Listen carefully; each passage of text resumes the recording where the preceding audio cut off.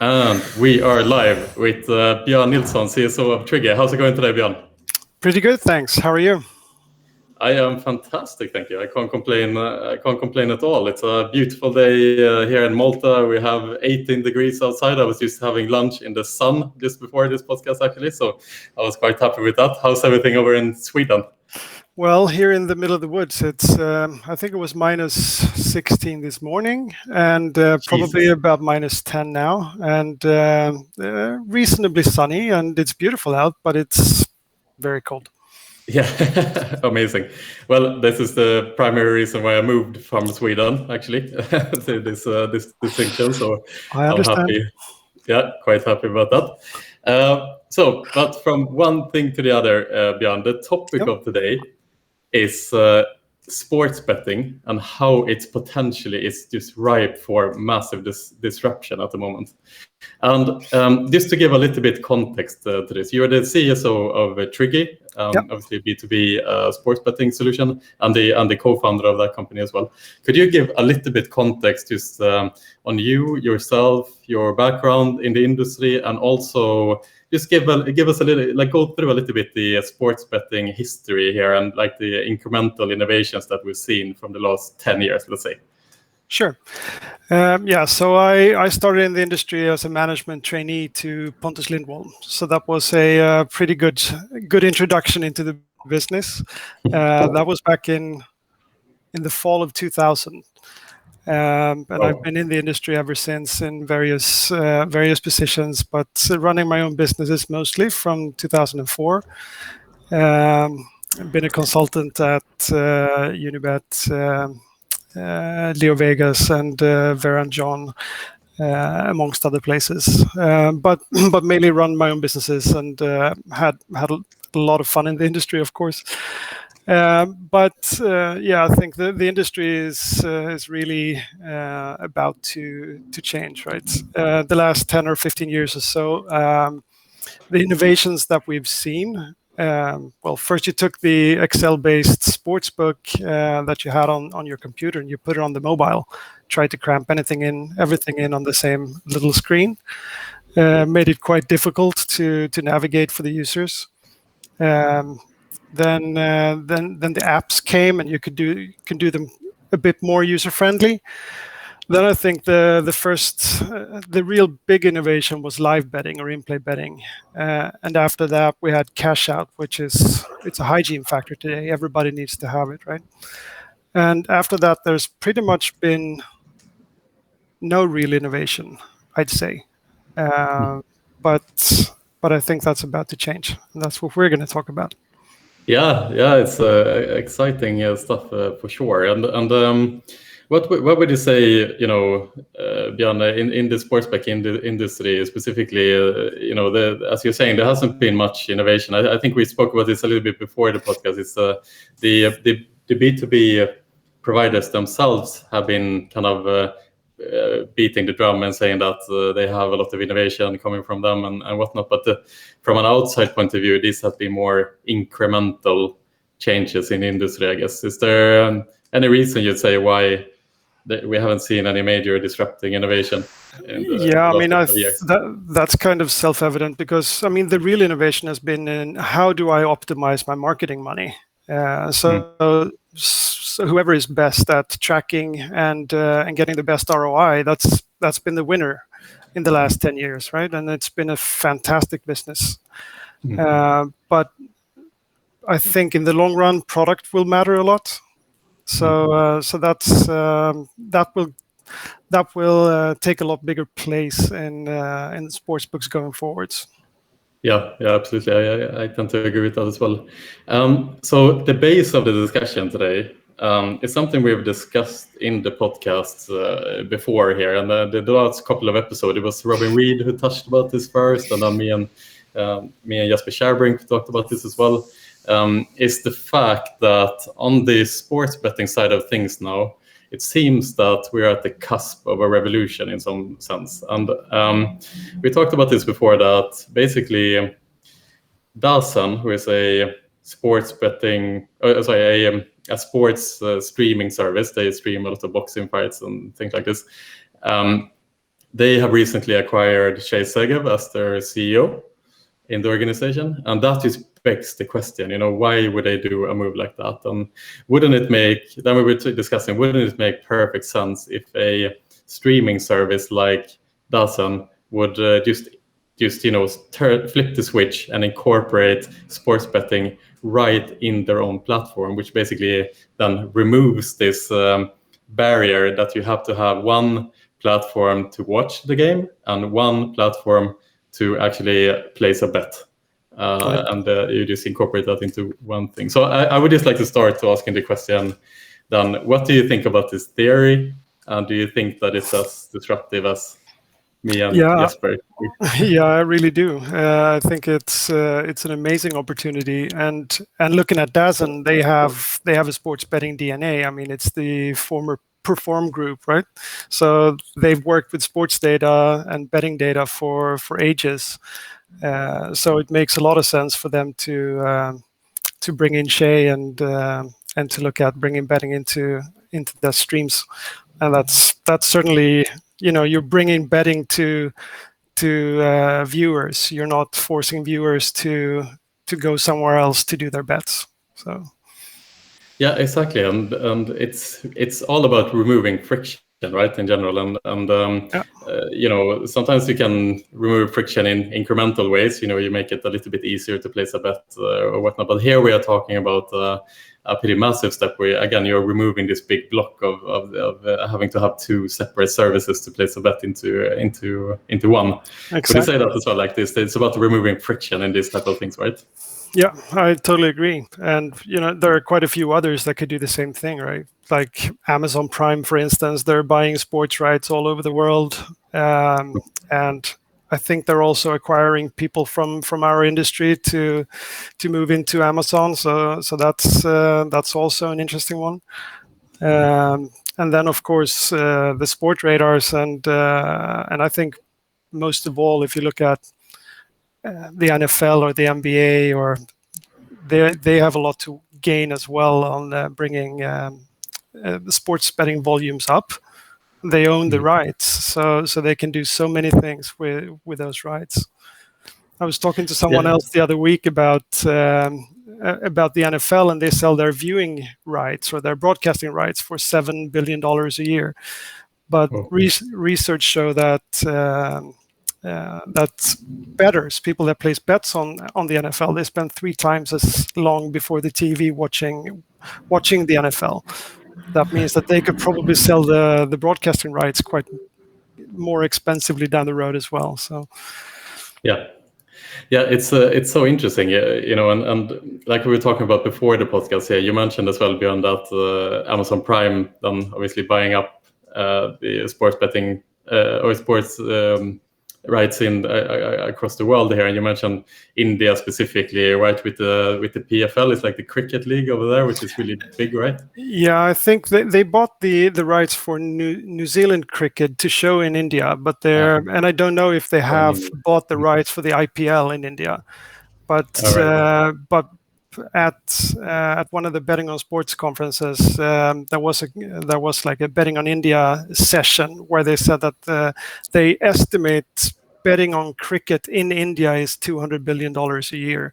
So it makes a lot of sense to buy those rights and of course incorporate betting into the streams.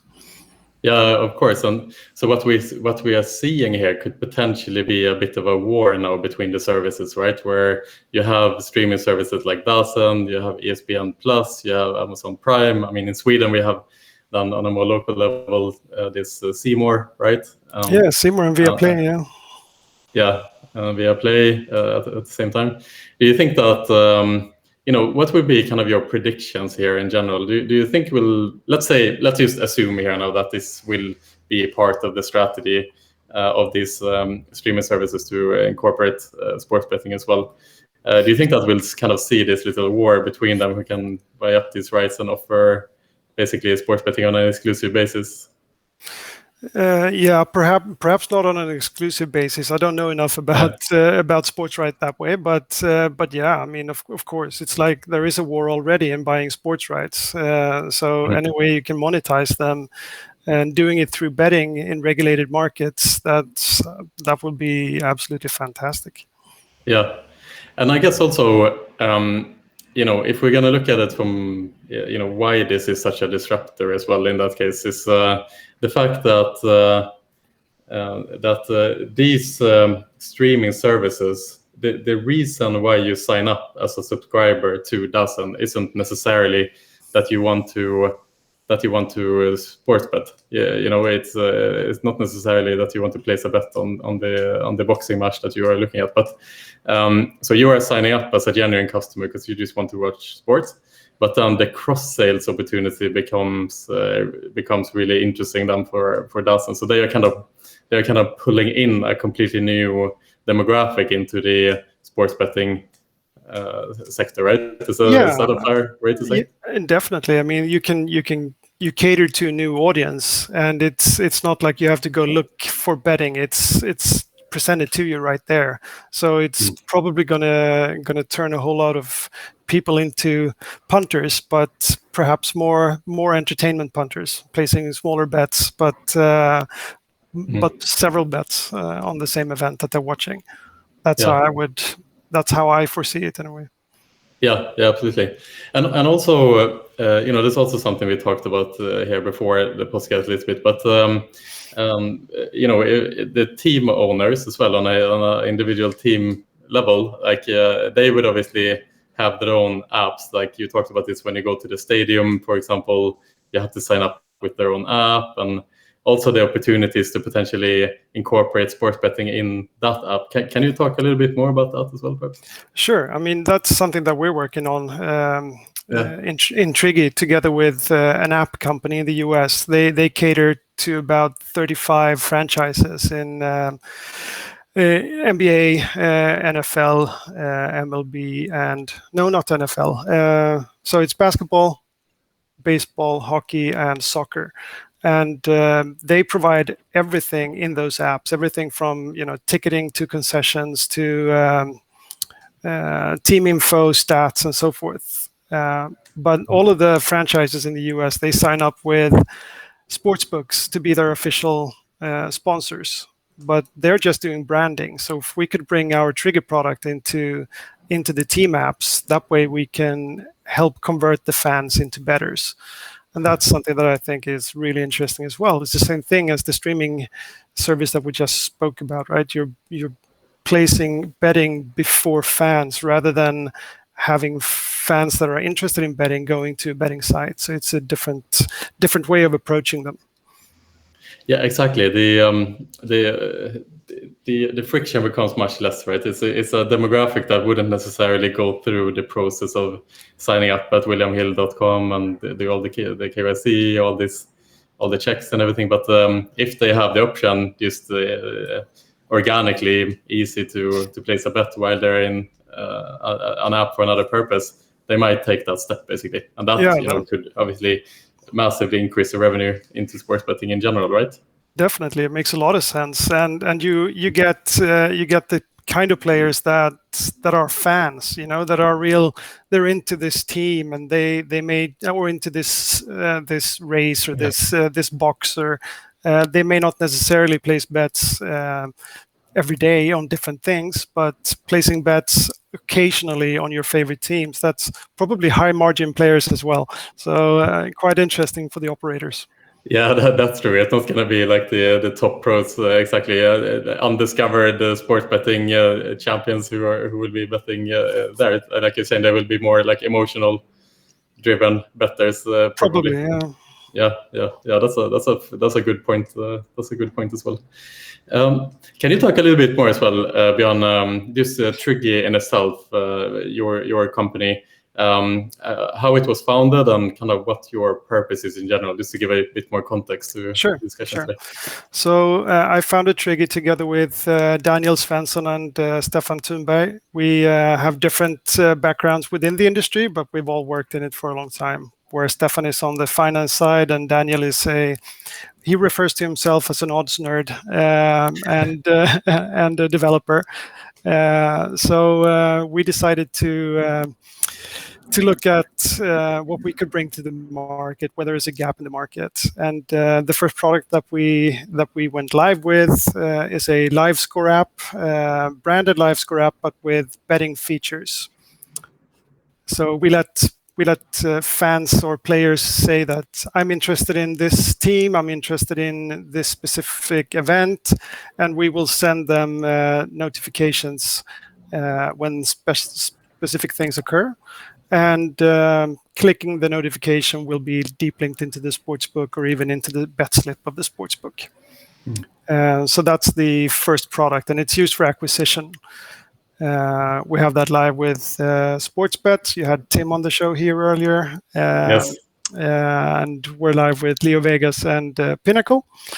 And now we're also packaging that product as an API so that it can be integrated with the sportsbook, and then it becomes more of an engagement tool and retention tool. Yeah, very cool. Yeah, and shout out to Tim Heath, obviously. He's the person who connected us. Björn, I'm happy about that. We have connection to him both. He's both shareholders in Next and also in Triggy, right? And Triggy as well. He's part of, I think. Yeah. He was our lead investor. So definitely. Yeah. Thank you, Tim, for connecting us today. It's a pleasure always to be in touch with him. So we identified, on the disrupting side here now in the sports betting market. We have allocated two things here now, right? Which is one of them, the fact that sports streaming networks could potentially just flip the switch here and incorporate sports betting right into their own platforms, and a second one as well, which is the fact that on a team level, right, that then incorporate sports betting into their own apps. Yeah. So for fans to be able to just play directly through the team's apps, let's say. So another thing we also spoke about is you mentioned LiveScore here now as well, right, which is potentially a third thing as well that is like kind of ripe for disruption. Can you talk a little bit more about what? Of course, I think it's super interesting. There are tens of millions of downloads of LiveScore apps out there. And probably 50% of the ones that use LiveScore apps, they also bet in some capacity. And the other 50%, they're fans and they follow the stats and they follow their teams and so forth. You have livescore.com, you have Forza, SofaScore, FlashScore, Scores 365 and so forth, or 365 Score maybe. Anyways, there are lots and lots of downloads of these apps. What if they would include betting into those apps? That would also be quite interesting. Yeah, exactly. Because they were talking. Yeah, continue. Yeah, we're doing it in a sense, but we're doing it for an operator, right? So we bring the LiveScore experience to their customers or to that brand that they can acquire new customers through a LiveScore experience. But the existing LiveScore apps, that's definitely something that could disrupt the betting market. Yeah, because the power here, right, is the fact that these LiveScore apps are so engaging to the users, right? You were mentioning before that they send out like a billion, like one of them is sending out like a billion push notifications a year or something. Yeah. So they communicate a lot with the audience. So it's super interesting.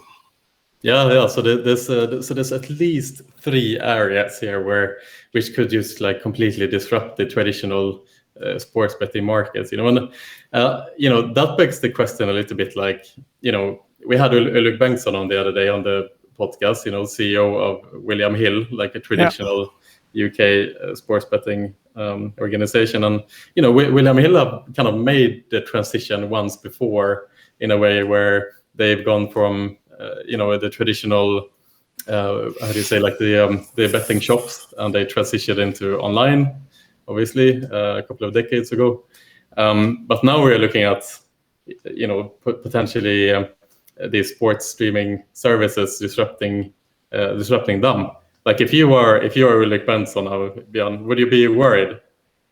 I would be worried, yeah. But they're a huge company with decent resources behind them, so maybe they should look at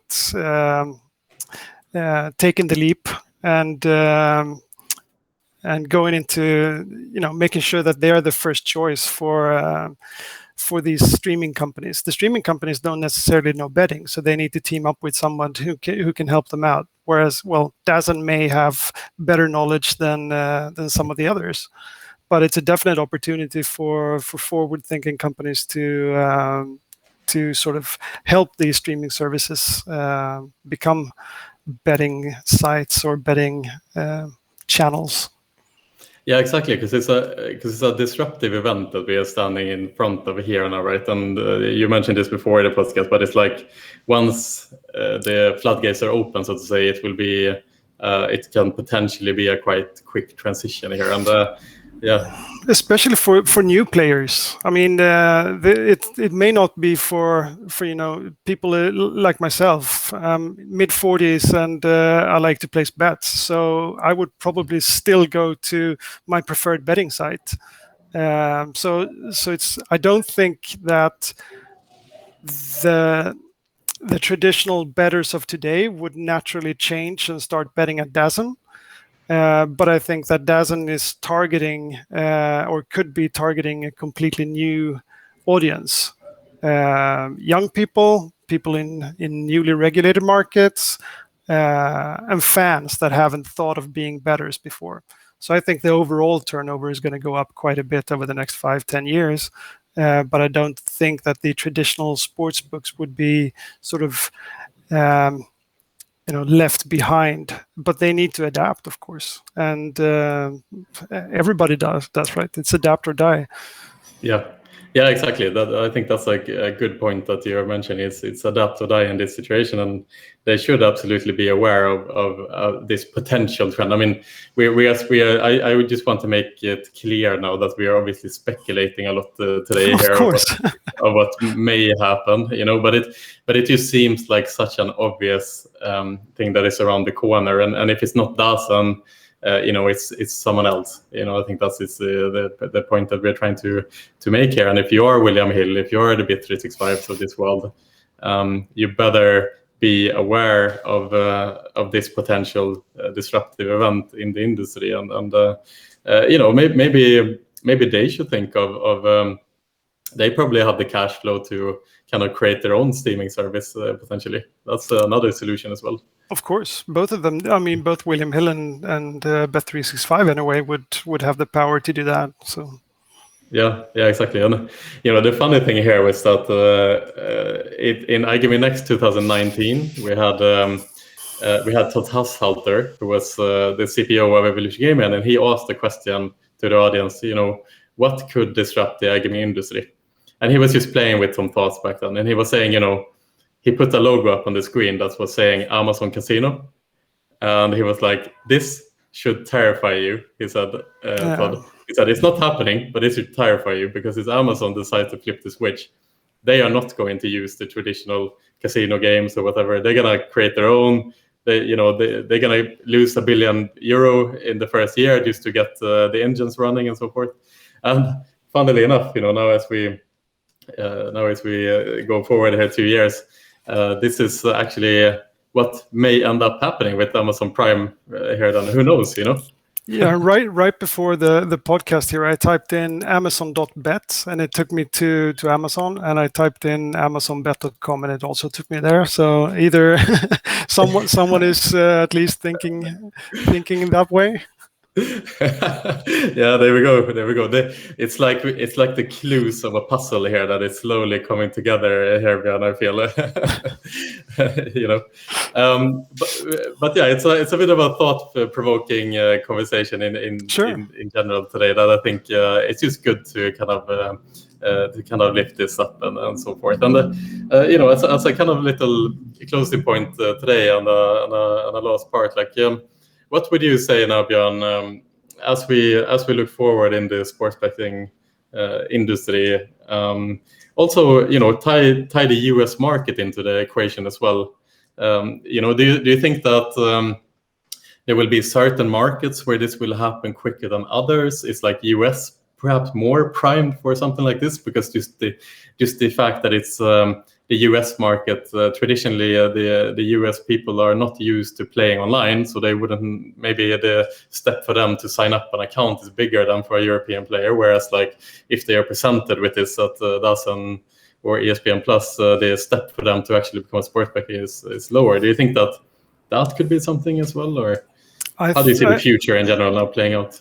I see that I think that Europe will be the slowest adapters to this, whereas both the US and Africa and LATAM, I think it would be much quicker adoption to betting within streaming services there. Well, first of all, because we're used to a specific way of betting here, whereas the Americans and Africans and people in LATAM, they don't really, they haven't placed that many bets, most people online or through mobile over the years. So, changing behavior is always difficult, but when you're creating a behavior from scratch, it's I think product will have a bigger impact. So definitely those markets are quite interesting. The US, I mean, definitely that's a given for this product, I think. Yeah, exactly. Whoever figures it out is going to be a big winner, I think. Yeah. So to close the circle today, it seems very much like the sports betting industry is absolutely ripe for disruption. I mean, we're speculating a lot today, but it seems that there's on many fronts there's a potential for disruption here, and definitely. Yeah, and as technology moves on and becomes more advanced, and we'll see new services that then can potentially be plugged into this sports betting world as well. So it'll be interesting to follow here. Yeah, maybe we'll do a follow-up podcast here in 2 years, and we'll see good. where we are at Sounds that point. Good. So, yeah. But I'd like to thank you for coming on today, Björn. It's really interesting to hear your insight. We've been talking a bit about this for such a long time in the podcast, and it's interesting to have someone like yourself with the experience that you have and the knowledge that you have to give your opinion on this. So thank you so much for coming on today. I really appreciate that. And thank you for having me. Really appreciate that too. It was good fun. Yeah, absolutely. And have a good day, everybody. All the best. Bye.